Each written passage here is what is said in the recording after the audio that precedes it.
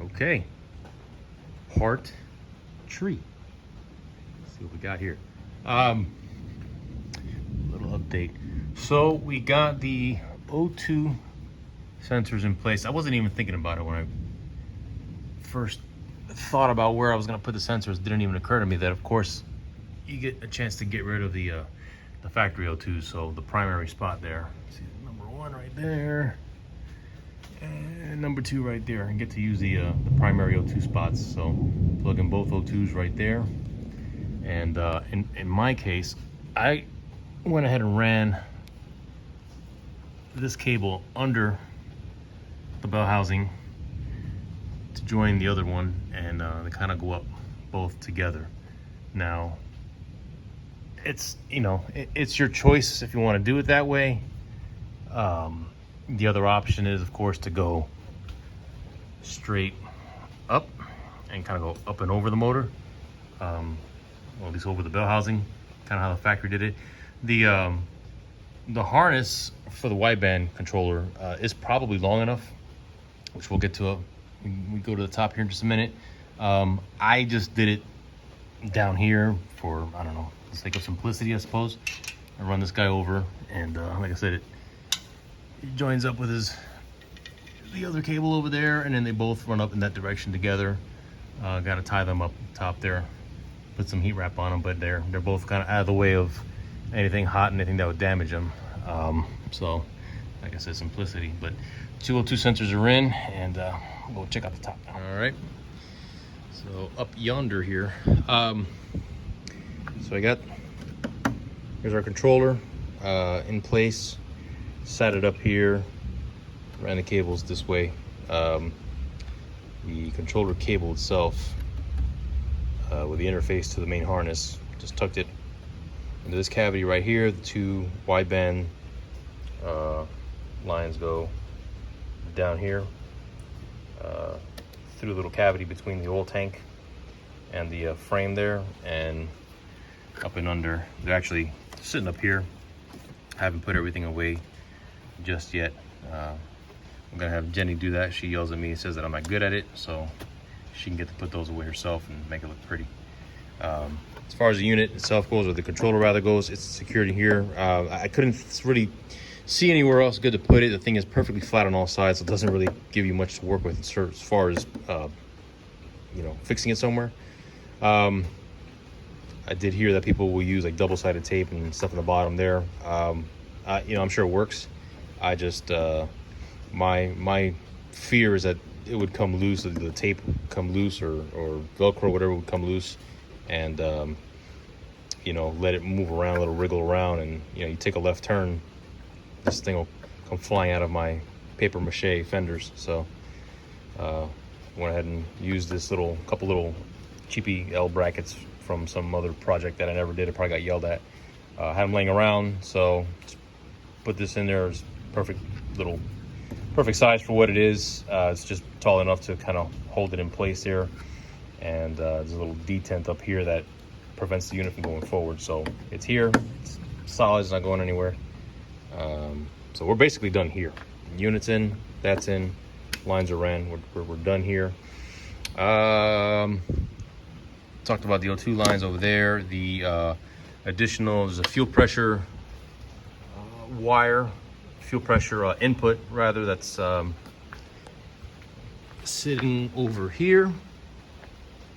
Ran it behind the blower, popped out over here, and ordered some fittings from Earl's today, so I can make my own fuel line here from the outlet. It's already got an AN fitting on there, adapter to this guy. What's going to happen is we're going to have to run, probably just going to run the flex fuel sensor right off of this guy, can bulk it right off here, so it's got some rigidity, doesn't move around. And then I'll have to, because of how close in proximity the inlet is to the outlet, and the fact that I'm going to run a sensor is going to take up some space. It's going to end up poking out a couple inches too far. It's the first time for everything. So I'm going to have to do is use some flexible AN line. I ordered some PTFE line, and I'll be able to kind of loop it either one way or the other, and then be able to go up into this guy. That way I can use a little 1/8" MPT manifold to put the sensor on top of, and we'll be able to plug this guy in and we're done there. So real simple stuff. The other item was, well, I guess you can't really see it, but the interface, let's go inside the car here. The Canon interface, the laptop interface, is no light at all here, but there it is right here. Actually ran it inside the car. Terrible lighting, but basically there was a small hole I had in the firewall for the nitrous line to go through. I had to enlarge it. Unfortunately, there's no other way around it. I hated doing that, but that's just kind of, there's just no other better option for it. So I opened up the hole a little bit so I can get the serial cable connector through it, and then I just kind of, as you can see it right back there, hiding right there, runs up underneath there, tucked it up on inside the tunnel right here. I have this guy hanging down for the moment being. I'm gonna fix it out here. It does have indicator lights on it, so if there's an issue, CAN communication, no power, something like that, I can look at the status lights pretty easy. So gonna have it kind of affixed out here a little bit, probably right there. Then I ran the USB inside here underneath the e-brake boot inside the center console. So just pull the cable out when we need to hook up the laptop, do what we got to do, and put the cable right back away, and it's all put away nice and neat. I do have this guy. That's the there goes the old television set with the built-in VHS. This is with the this thing. I mean, I'm joking around. It's actually really cool. Yeah, I've seen demos of it online and stuff. It's actually really neat, the functionality of this thing. It is a little bit big, so I sized it up over there, you know, left of the on the driver's pillar, left side of the car there, and it's a little bit bigger than I like. I'm not even a fan of gauges over there, to be honest, so that thing sitting there is pretty big. I'm just gonna wire it instead through the same hole in the firewall there, and I'll have it tucked up inside the glove box, and I'll just be able to pull it out. It's got the suction cup mount, so pull it out, hook it up on the windshield when I need to, and when we're not using it, put it back away, and no one is any the wiser. This is serious hardware. All right, so that'll do that. And that's really it. The only other thing I'm gonna have left to do, I got this mess going on here. I took out the NOS controller, so got the wires left over. Got to rewrap all this stuff and reroute it and stuff for the nitrous controls. I'm gonna have to run two accessory input wires. One's gonna be this guy here, the nitrous pressure sensor. That'll be an input, and the other one's going to be an output, actually, which is going to be going to a solid state relay to run the nitrous solenoids, and that's it. The last guy here is this guy right here. It's your auxiliary input output, and it's also a CAN connector for the screen for the monitor logger. So I do have to actually, it's the only thing you've got to pin as far as making pins, making wires goes. The only thing you've got to pin out on the opposite side there inside the car. So I have to run a few pins and hook this guy up. The inputs and outputs will be in here as well, and that's it, man. That's yeah, that's pretty golden. So all in all, it's been straightforward. It hasn't been a whole lot of you know, craziness.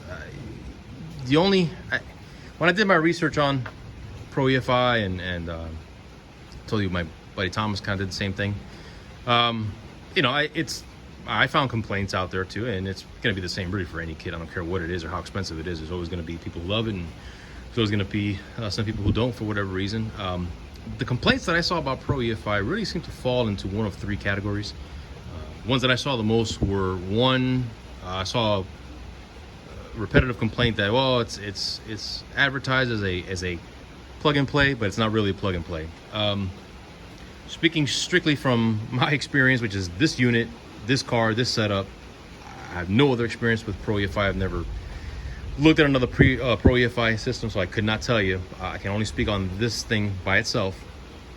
I can tell you this is about as plug and play as it gets. It kind of merges into another complaint. The other complaint being that, well, they don't give you any instructions, they don't give you enough information. That's kind of, it's true actually.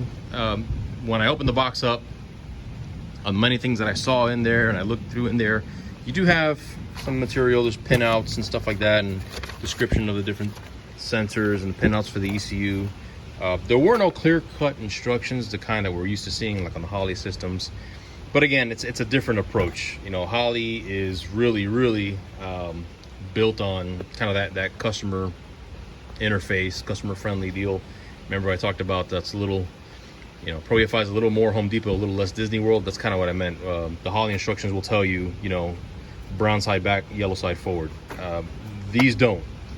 But that said, when you open the kit up and you're looking at the kit, there is quite literally only one way that everything goes. These things are labeled, they're color coded as well.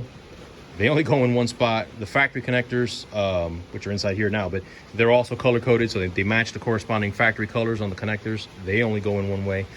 And then it's just a matter of, you know, it doesn't take much to figure out how to mount this guy up, and, you know, a little bit of redneck ingenuity to mount this guy up here. I mean, dumb things like that are really, again, straightforward stuff, man. It's not hard. And again, I don't know if other kits, maybe there was more work to do on those than there is on this one. There's no crazy wiring, nothing like that. Literally the only thing I need to wire up is a couple input and output pins, and we're golden. This thing's good to go as it is right now. As soon as I get the fuel fittings over there, and I get the pressure sensor in there, I'm actually good to power up the car and, you know, start checking for sensors and stuff like that, making sure I'm get communication. So easy stuff. You know, that's just been my 2 cents. The other complaint, the third complaint, and I'll be honest, a lot of the complaints seem to go back, you know, I'm talking 2013, 2014, 2015. It seems to be when the bulk of the stuff was happening. I don't know if they've changed their hardware since then. Maybe these things are newer. A lot of them seem to be hardware complaints, either bricking, crashing of the ECUs, not wanting to be flashed, stuff like that, and some harness issues. I haven't seen a lot of the newer ones, of the complaints rather. They don't seem to be recent. Certainly not hardware related. I really haven't seen anything recent hardware related, you know, in all my looking around. So that said, this is, you know, Jason's not paying me anything. I've got nothing, you know, with Pro Efi or anybody else. This is just purely my 2 cents. So, you know, do what you will with it. And that's really all I can tell you. It's been pretty straightforward.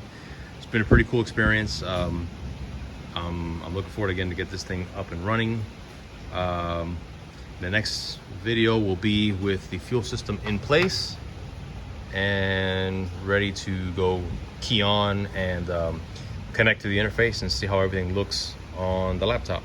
So that's about all. Sure, if you got any questions, or if there's anything that I missed, anything that I glossed over that you want to know about, obviously let me know. Please hit me up in the comments or shoot me a message or whatever the case is. I want to make this as thorough as possible because, like I said when I started, there was like nothing out there on Pro EFI installs and you know, the kind of stuff you see. You know, everybody and their mother has something on Holley, but nobody really has one on Pro EFI. So I figured if I could help at least one person, then that's one more person that I thought was probably watching the videos. So that's it. Look forward to seeing you guys soon.